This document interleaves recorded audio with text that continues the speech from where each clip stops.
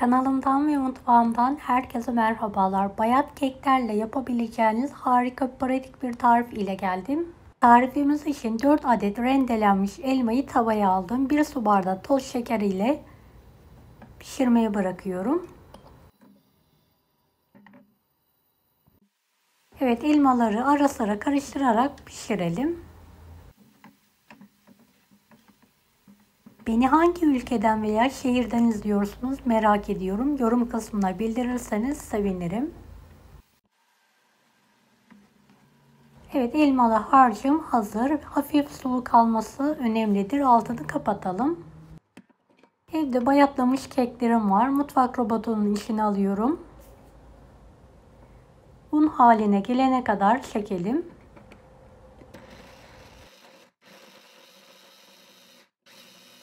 Evet, elmaların üzerine kek kırıntılarını ekleyelim.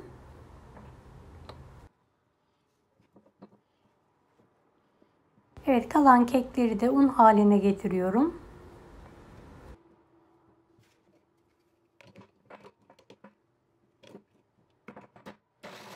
Evet, tüm malzemeyi elimizle hamur yoğurur gibi toparlanana kadar yoğuralım. Gerekirse kek kırıntılarından ilave edebilirsiniz.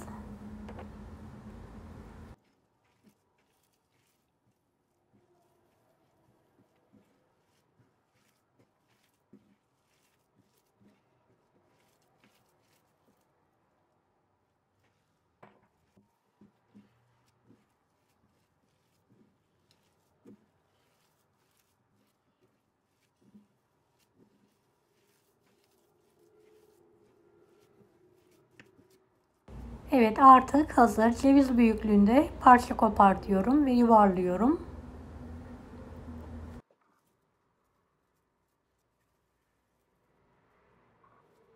Evet, tüm malzemeyi aynı ebatta kopartarak yuvarlamaya devam ediyorum.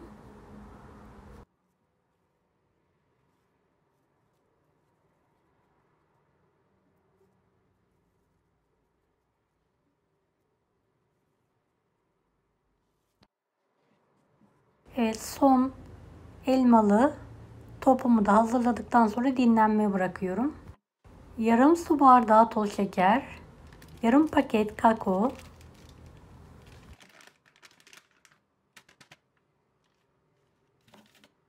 yarım çay bardağı sıvı yağ, 1 su bardağı süt. Tüm malzemeyi karıştırarak ocak üzerine alalım ve bir taşım kaynatalım.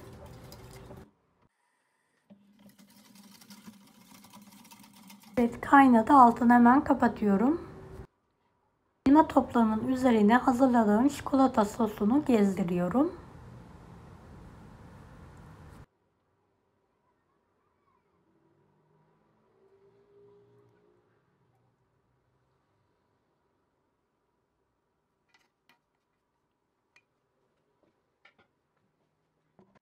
Dilerseniz üzerine kakao serpebilirsiniz.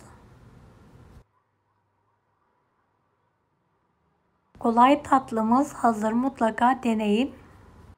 Deneyecek olanlara şimdiden kolaylıklar dilerim. Kanalıma ücretsiz abone olmayı unutmayın. Bir dahaki videolarda görüşmek üzere.